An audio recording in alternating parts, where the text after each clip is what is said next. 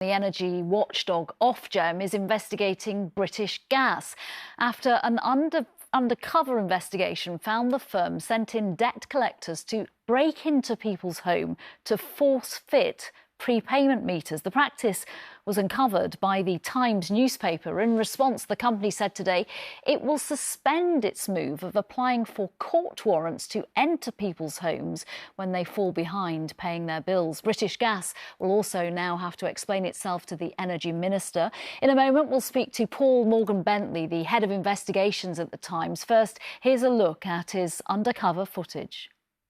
I was in teams sent to enforce warrants for British Gas at homes where customers included a 77-year-old man, as well as a young mother aged 25 who had 4 children. The youngest was a newborn baby. Like, how old are your children? My youngest is like 3 weeks old. Oh. When we entered her home, she apologised for falling behind on her energy bills, which she said had jumped recently from £54 to £364 per month. Paul, thank you for joining me. Lots of people have been shocked by what you have uncovered. The company's meant to screen its vulnerable customers so they don't encounter these debt collectors, and yet what you found is that on some occasions they clearly didn't. We felt it was really important to go undercover in this case because there have been lots of stories around from customers who have claimed this has happened, have claimed that these meters have been force fitted in their homes under warrants. And what that means is that if you don't have enough money to top up, you get cut off from your heating. And obviously it's been very cold. And we felt it was really important to go undercover because the companies at the same time were talking about their commitment to vulnerability and saying that actually they really did screen. The reality on the ground when I was undercover was very, very different. On one of my first days, we were sent to break into the home of a young father with 3 children.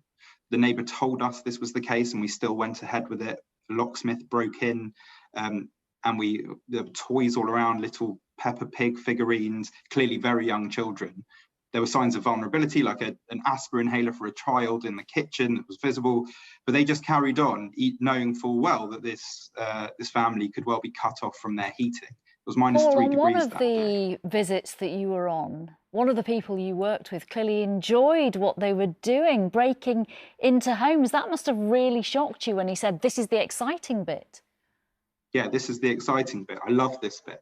And this was not a one-off case. That seemed to be the culture there. In fact, I found out when I was there that there was a bonus scheme which incentivized breaking into people's homes and force fitting these meters. You got more money as an agent if you did that than if you walked away because you said they were vulnerable. I also got hold of a document that showed this wasn't just happening where I was working, it was across the country. You'd see in the notes that it said specifically, this customer has serious mental health problems, this customer has a 2-year-old child, this customer has a disabled child, and yet still next to it, it would say that the meter had been fitted.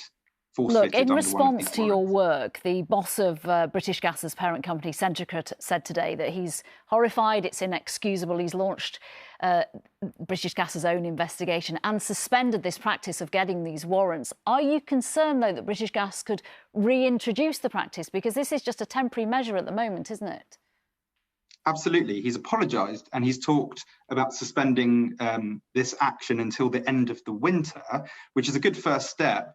But actually, what happens if then quietly, as it gets a bit warmer, they start doing it again, and then it comes around to autumn and winter next year, and vulnerable people once again are being targeted in this way? It clearly wouldn't be good enough. So I think it's really important now that the regulator, Ofgem, does its work to ensure this isn't just a quick suspension because the heat is on the company due to our investigation, but it's a long-term ban that stops this happening in the future.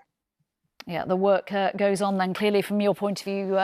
Paul Morgan-Bentley, thank you very much for joining us and for this investigation that you brought to viewers. Thank you.